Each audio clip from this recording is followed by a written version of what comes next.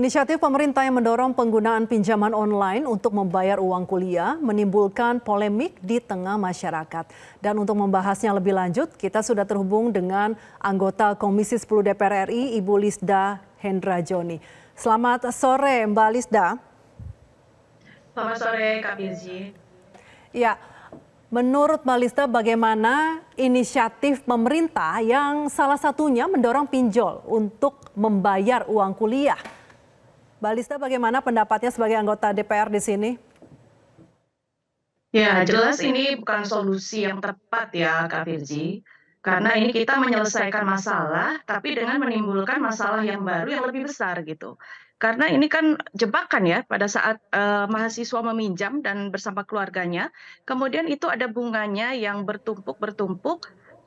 Sementara selama ini kan mahasiswa memang sudah kesulitan untuk membayar kuliah. Nah, dengan adanya pinjol ini, sebenarnya dia semakin susah karena harus terjerat dengan hutang dan berbunga gitu. Jadi ini menurut saya tidak setuju sekali ya Kak, karena ini bukan jalan keluar terbaik untuk anak-anak kita mahasiswa. Iya, tapi memang kan salah satu penyebab dari UKT mahal ini karena memang status dari PTN dari perguruan tinggi tersebut menjadi badan hukum dan sehingga kampus di sini kan harus mandiri ya Mbak Lisda ya. Sementara kalau subsidi saja dari pemerintah itu kisarannya hanya 30%, jadi 70% memang harus pembiayaan sendiri dan dari operasional saja sudah begitu besar. Nah, ada opsi lain apa yang harusnya dilakukan pemerintah di sini, Mbak Lisda? Ya, memang Permendikbud dari nomor 4 tahun 2020 dan nomor 2 tahun 2024 itulah yang diyakini menjadi penyebab dari kenaikan dari UKT. Saya kira kita perlu lebih dalam ya, karena memang biaya pendidikan ini sebelum naik pun masyarakat juga sudah menjerit. Artinya biaya pendidikan ini mahal dan memang mahal gitu ya. Tapi tentu kita harus mencarikan jalan keluar yang pas lah buat semua supaya apa yang diamanatkan undang-undang agar seluruh masyarakat atau Indonesia ini dapat mendapatkan pendidikan yang layak ya, sehingga saya kira ini perlu cari jalan keluar yang lain, tapi tidak dengan cara pinjol. Artinya ada di sini perlu dari pemerintah ya, yang selama ini memang baru 30%, tetapi kami melihat di sini dari Komisi 10 kami membentuk panja, ya panja biaya pendidikan untuk benar-benar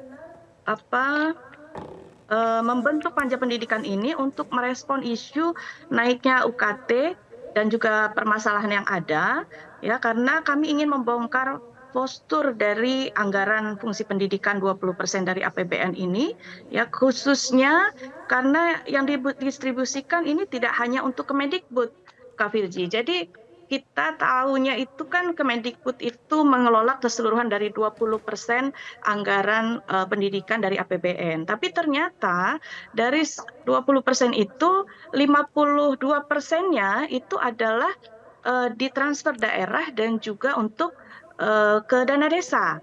Dan juga ada kementerian dan juga lembaga lainnya. Sementara untuk Kemendikbud sendiri itu hanya 15% dari anggaran 20% tadi ya, dijadikan 100% ya, 15%-nya. Jadi kalau kita melihat itu artinya belum tepat sasaran biaya yang dikeluarkan. Artinya secara amanat undang-undang, pemerintah memang sudah mengalokasikan 20% anggaran pendidikan. Nah, tapi ternyata yang dikelola oleh Kemendikbud itu hanya 15%-nya atau kalau dihitung dari APBN itu hanya 3%. Jadi bukan 20%, tapi adalah 3%. Nah, sehingga di sini melalui panja pendidikan ini kami terus menggali ya anggaran ini sebenarnya dipakai untuk apa? Karena kalau kita melihat dari anggaran 52% yang ditransfer ke daerah dan juga dana desa itu ternyata baru 3 provinsi dan 2 kabupaten kota yang sudah melaksanakan artinya melaksanakan amanah undang-undang yaitu 20% untuk anggaran pendidikan. Seperti itu. Jadi apa permasalahan yang ada ini, saya kira ini perlu kita detail dulu untuk mengetahui anggaran ini larinya kemana. Ya, berarti Nah, yang setelah itu diajukan baru kita akan mencari langkah selanjutnya. iya, Mbak Lista, berarti Anda melihat yang diungkapkan oleh Pak Muhadjir di sini adalah apa ya, bisa dikatakan ya bukan solusi sih sebenarnya ya, tapi jalan pintas ya untuk Ya, sepertinya pemerintah nih kayak nggak mau capek lah mikirin lagi rincian-rincian atau harusnya seperti apa. Kalau tadi kan Mbak Lisda katakan baru beberapa daerah sebenarnya sudah melakukan rincian anggaran dan pembagian anggaran ini secara tepat ya atau secara benar dengan 20% ya. ya Mbak Lisda. Nah, kalau misalnya kita lihat di sini sudah ada sejumlah perguruan tinggi yang bekerja sama dengan pinjol ini. Kalau melihat pinjaman online yang benar atau yang resmi, yang memang resmi dari OJK, ini dikatakan solusi cepat mahasiswa yang butuh dana pendidikan tapi tidak memenuhi syarat untuk pinjaman tradisional. Nah, ini kan sebenarnya kalau melihat hal ini dengan pinjol yang benar atau yang resmi, sebenarnya sah-sah aja dong, Mbak Lisda. Kalau dibilang sah, itu kan memang memudahkan untuk masyarakat menggunakan jasa online pinjol tadi ya. Tapi bukan untuk mahasiswa. Karena mahasiswa ini kan belum ada pekerjaan. Ya, dari mana dia membayarnya? Apakah itu konvensional ataukah online pinjol? Ini sama saja masalahnya gitu. Jadi kita dipermudah pengurusan secara pinjol, tapi sebenarnya itu mempermudah kita ke dalam jeratan gitu. Ini kan bom waktu Kak untuk dunia pendidikan kita, untuk mahasiswa dan keluarganya gitu ya, dan juga seluruh dunia pendidikan gitu. Ini akan meledak gitu. Kalau sudah ada 80-an universitas yang sudah menerapkan ini kita berbahaya sekali.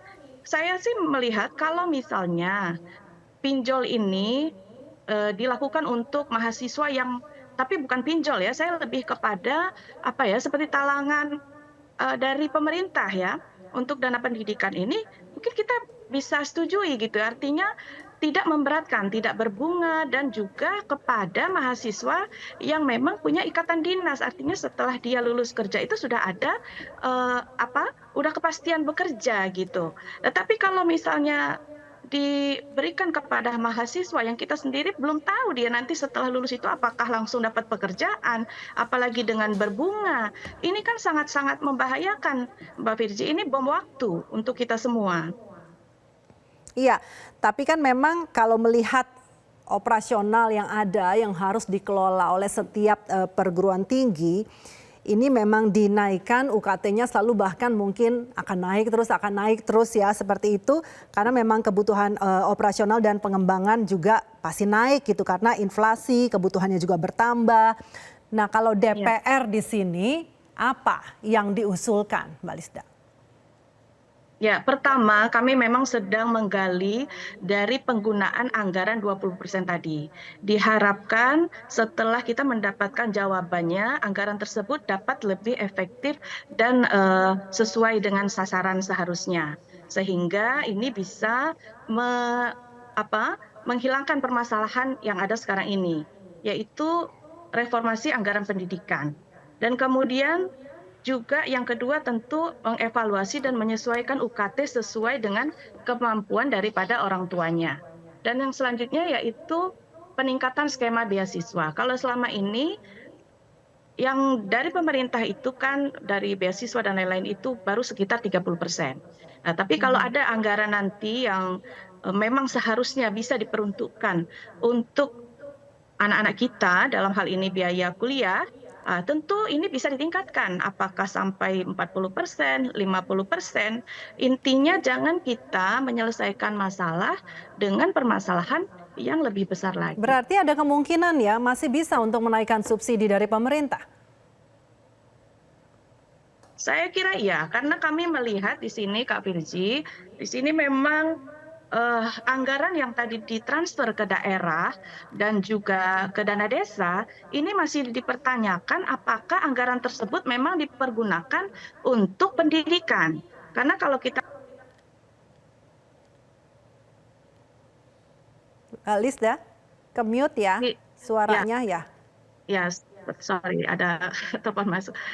Apa namanya, dari yang sekarang sedang terjadi permasalahan yaitu PPDB zonasi, dan salah Mhm. satunya itu ternyata kurangnya sekolah. Jadi dari SD menuju SMP, kemudian menuju SMA itu semakin mengecil. Kak Firzi, harusnya kan Mhm. kalau kita wajib belajar itu 12 tahun, dari SD, SMP, SMA harusnya kan sama. Nah, tapi ini kan masih ada anak-anak kita yang dipersiapkan untuk tidak sekolah seperti itu. Dan ternyata itu karena anggaran-anggaran ini yang sedang kami perdalam, ini apa ya, kemungkinannya tidak dipergunakan untuk pendidikan gitu. Iya, tapi kalau Mbak Lisda sendiri melihat anggaran pendidikan yang 665,02 triliun itu kan sudah tertinggi ya sepanjang sejarah ya. Ya, Itu memang sebenarnya ya. sudah cukup kalau Anda melihatnya? Ya, jadi kalau amanah undang-undang memang itu minimal artinya 20%, itu sudah luar biasa sekali gitu ya. Jadi artinya masih bisa ditingkatkan. Tapi menurut saya sebelum ditingkatkan, tentu kita harus betul-betul mengevaluasi secara menyeluruh dari penggunaan anggaran ini sebelumnya. Karena kami sendiri dari Komisi 10, baik itu Panja ataupun di luar Panja, sudah memanggil Kemenkyu untuk mempertanyakan anggaran ini ditransferkan ke daerah ini, bagaimana pengawasannya dan lain-lain seperti itu. Tapi belum beliau belum hadir ya. Karena memang anggaran ini kalau kami melihat ya, sepertinya masih dugaan sementara. Ini ada baik itu penyalahgunaan dari baik itu peraturan maupun perundang-undangannya, yang tentunya kita berharap dana tersebut harusnya itu cukup untuk Mhm. pemenuhan dari kebutuhan biaya pendidikan ini. Kalau Iya. memang dipergunakan secara tepat gitu. Iya, jadi kalau dipergunakan secara tepat ini sebenarnya sudah cukup begitu ya kesimpulan Anda, Harusnya. dan Mbak Lisda juga melihat pinjol bukan jalan keluar ya untuk Bukan, mengatasi itu bom waktu, Kak. kesulitan kesulitan jika anak-anak tidak bisa membayar UKT ini. Baik, Mbak Lisda Hendrajoni, anggota Komisi 10 DPR RI. Terima kasih Mbak sudah berbincang bersama kami. Selamat sore. Jelajahi cara baru mendapatkan informasi. Download Metro TV Extend sekarang.